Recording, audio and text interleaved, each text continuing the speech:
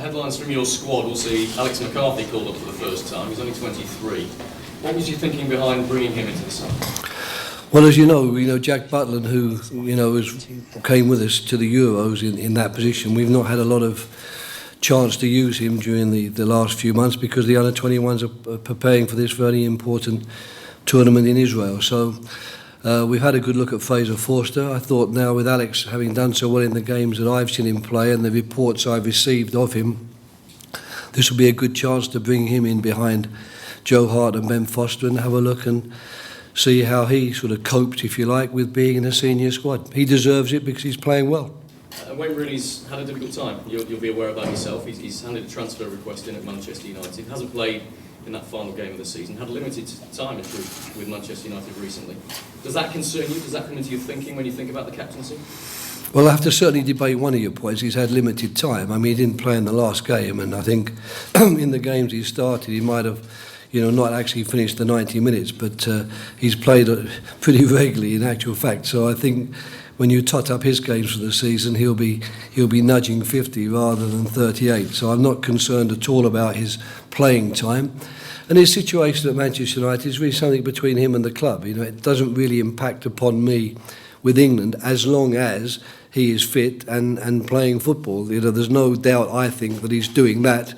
And there's also no doubt in my mind about his commitment to England, how keen he is to play for us. And I'm sure I'm going to be dealing with a highly motivated and player, and a player who's more than ready, both physically and mentally, to take on the challenge of these two games. So I'll have to leave his chapter, if you like, in terms of his club football to himself and to Manchester United, and I'm sure it'll get sorted out accordingly. Talking about John Terry and Rio Ferdinand as well, both of them now retired officially from international football.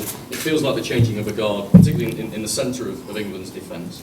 But you seemed to hint yesterday that you might be prepared to go back to John Terry and Rio Ferdinand if you really needed them to. Is that right? What I said was I think it's very foolish to say I will never do this or I will never go down this route. Who knows? We actually played for quite a long time without Rio, and then suddenly I found myself before the last two internationals in a very difficult situation. We lost, the four centre-backs that we'd chosen, all missing, and so, Rio then, of course, very much came back into the frame. Now he's disappeared again because he's retired from football, and I think the way that he's handled himself there, his statements and everything have been very laudatory, really. I'm very, pleased with the way he's handled himself in this way and the things he said, really, the things he said about the team and the good luck messages he sent to his successors. But basically speaking, we are preparing to move on. That's what we're preparing to do.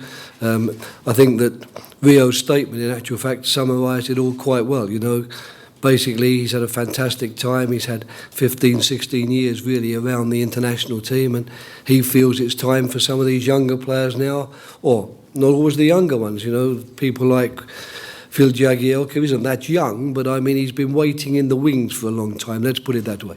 He feels it's time for those waiting in the wings or the younger ones to step up now and show that they can do for the international team what Rio and John did for so long and did so well. So we're really preparing more along those lines, but I don't want ever to have a situation where we might need in some situation to turn to somebody and for everyone there to say, well, you said he will never play again. Can I ask you about Andy Carroll? Final one.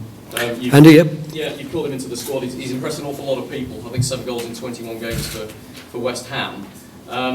He brings a very different aspect of the game to a lot of the other players in the England squad. Do you have any fear that isn't as effective on the international stage as it is on the domestic scene? Perhaps that refereeing in international games maybe clamps down on his physical attributes more than it does in the Premier League?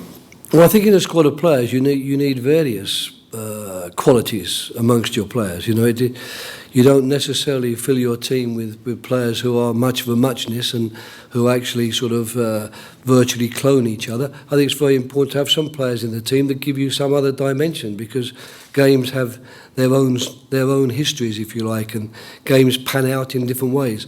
For a long time we didn't consider Andy Carroll because he was injured. But since he's come back from injury, he's always been very much in our thoughts, and I think he is the type of player that gives a another dimension to our squad and gives us other possibilities if we care to use them.